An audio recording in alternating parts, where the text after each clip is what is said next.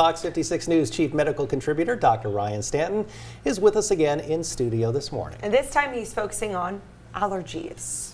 Yeah, everybody's almost. Do you guys deal with allergies? Oh, I do. yes. Yeah, Okay. I take a Zyrtec every So day. the 3 of 3. All right, so 3 of 3. And that's interesting because it's about, it's about 100 million of us that are going to be dealing with allergies this year. So let's dive into it a little bit more, let you know what you're dealing with right now. If it feels like your allergies never take a break, you're not imagining it. About 1 in every 3 Americans deal with some level of allergies. While pollen gets most of the attention during the spring and fall, the most common actual year-round allergy, it is actually going to be dust mites. Think about that, they're nasty. These microscopic creatures live in bedding, carpets, upholstered furniture, and even stuffed animals, causing symptoms such as sneezing, congestion, itchy eyes, and runny nose throughout the year. Seasonally, pollen remains the biggest culprit. Tree pollen peaks in the spring, grasses dominate the summer months, and weeds such as ragweed become a major problem later in the fall. For many people, allergy symptoms can significantly impact sleep, concentration, and overall quality of life. Fortunately, there are effective treatments available. Over-the-counter antihistamines can reduce sneezing and itching, while nasal steroid sprays are often the most effective option for controlling congestion and inflammation.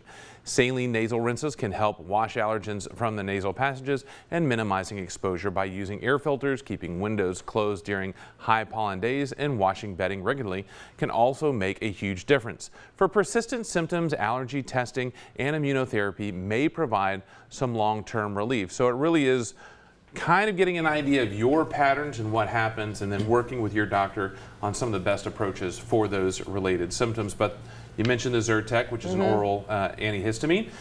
This nasal steroids, you want to make sure if you're using the nasal steroids that you're getting that up into the nose, not directly on the nasal septum. It can cause some damage there if you continue to do that. But making sure that you're taking the medicines, staying ahead of it, because you decrease those symptoms and the potential complications. As far as nasal sprays go, I know that some people are inclined to take like over-the-counter stuff, like Afrin or something like that. I've been taking Flonase for decades. Are those are probably a better call than the over-the-counter stuff, right? Well, Flonase is actually, you can actually get Flonase over the counter. Oh, okay. And then you have Nasonex, Nasacort are the 3 most common that you deal with. You don't want to do Afrin. Afrin is not actually a good long-term medication. That is a short-term medication. It can cause damage and actually can cause addiction.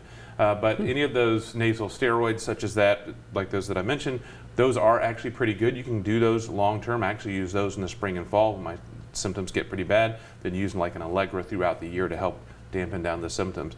Just making sure you take them as directed. If you have any questions, work with your doctor. They can help guide you through it. Is there any harm like taking it every day the way I have been for decades? For most people, as long as it's done correctly, no, there's not any really long-term risk that we know of that we've seen so far. Good. But just make sure you do research, work with your doctor.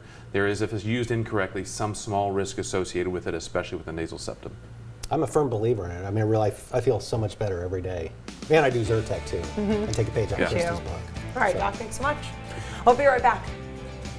You're watching Fox 56 News, our home, your news.